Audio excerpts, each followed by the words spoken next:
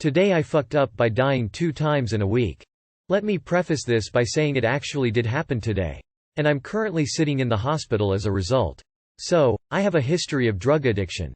But I've managed to remain clean and healthy for the most part for about 7 years now.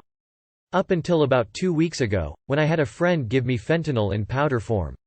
It didn't seem like a big deal, smoke a hit and feel nice. Then 4 days ago I took a hit and woke up an hour later not knowing where I was or what happened. It was scary. Turns out I had stopped breathing for a decent enough amount of time to pop all the blood vessels in my eyes, and make my skin turn blue.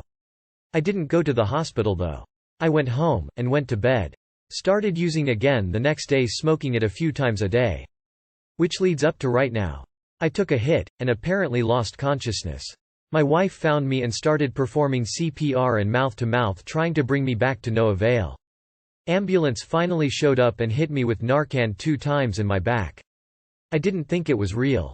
I could hear my wife talking to me and see people around me, but it didn't seem real. It took me a while to realize it was medics trying to get my heart beating again. I'm alive. Medics said my heart stopped. I was seconds away from slipping away. I feel immense sadness right now. I really messed up. Sorry for poor grammar, I'm still kind of out of it. Sorry if this post doesn't belong here. Too long did not read. I overdosed and died 2 separate times in a week period. The person who gave you fentanyl is not your friend. They need it today. I fucked up too. 7 years, man, don't throw that away.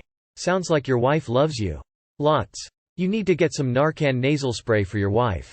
It'd be a terrible thing for her to go through, watching you die a completely preventable death.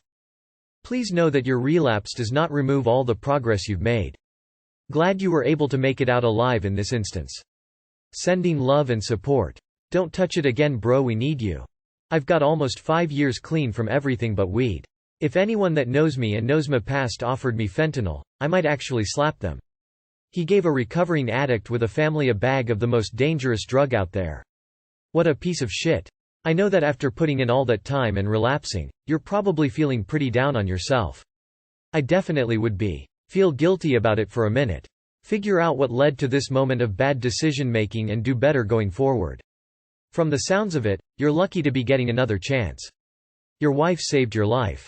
Don't make her find you like that again. My wife found me ODing when she was pregnant with our son, so believe me, I'm not judging.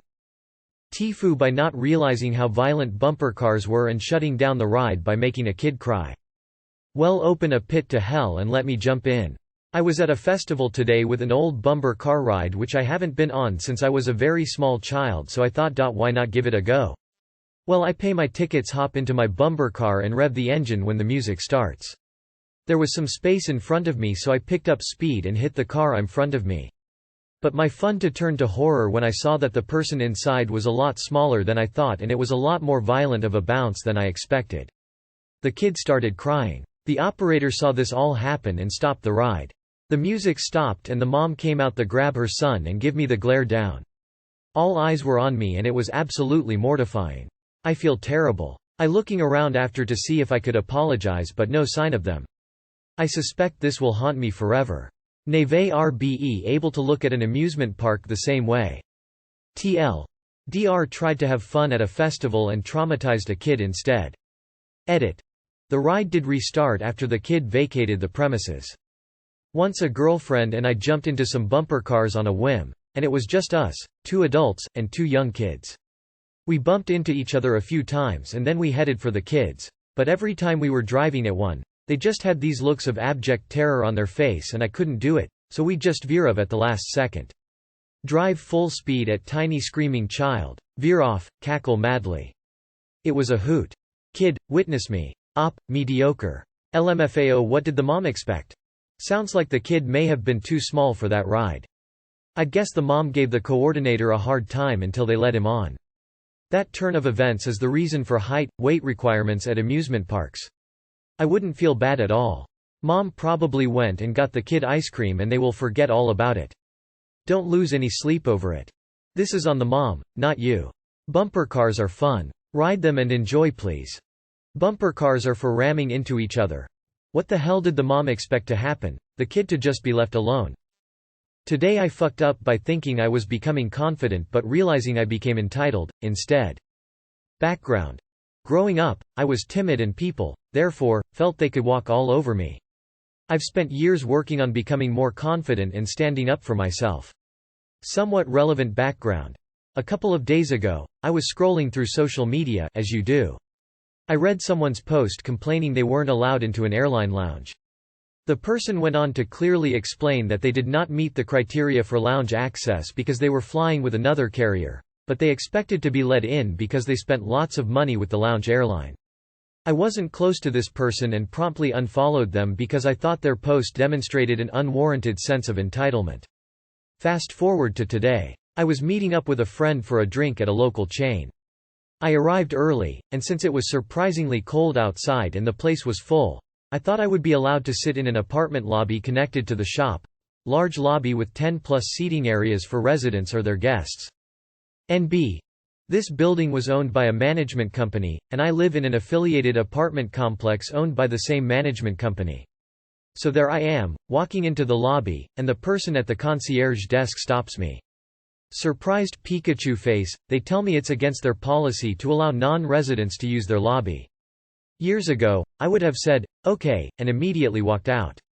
Today, I instead explain that I live in an affiliated building and I've seen people in my exact scenario allowed to sit in my building's lobby. The concierge person holds firm, saying it's against policy. I start getting frustrated and start to push back only to realize they're just doing their job. Turns out, I'm no better than the overly entitled people I try to remove from my life. From Merriam-Webster. Confidence, n. Faith or belief that one will act in a right, proper, or effective way. Entitlement, n. Belief that one is deserving of or entitled to certain privileges. And #X200B. Apologies if this wasn't as entertaining as some of the other stories on here, or as big a foo, but it definitely shattered the confident persona I had built for myself. And #X200B. Too long did not read. Was timid. Thought I was becoming more confident. Realized I became entitled, instead. Now second-guessing my right to every one of my thoughts. This isn't a TIFU. This is called personal growth. You're well on your way to figuring the line, just as most of us have to do. Not only that, you could be the most self-aware person in the world and still have a bad day. Okay, sure, if you're looking to self-flog, it was a moment of aholery. But you recognized what was going on, and moved on with your day. Stay on this path of self-reflection. But don't forget to have fun on the way. Scissor medium dark skin tone. Hey, this is a great step, man. I've been working on my confidence a lot, and trust me, entitlement, assholery, dickishness, it's all part of the learning curve. If you've truly lacked real confidence for most of your life, you're gonna fuck it up. You're gonna realize some things you thought were confidence aren't, and you're gonna realize some things you thought maybe were cowardice, were confidence. Keep up the reflection and retro-analysis on yourself and keep improving. It's all we can do. It's confidence to shoot your shot. It's entitlement to get mad when that shot doesn't land. You're learning the difference, and that's growth, not a fuck-up. Be proud. Hey, don't let yourself down. Be grateful that you noticed before you were fully devoured by your so-named entitlement, and how it seems you are already reflecting. The good ending thumbs up. It could also be that the guy was being a douche. Maybe the next guy that did what you did got away with it and he let him because maybe he didn't remind him of his HS bully or whatever. Shit happens this way around too. But yeah, the guy wanting to spend time in the lounge was wrong.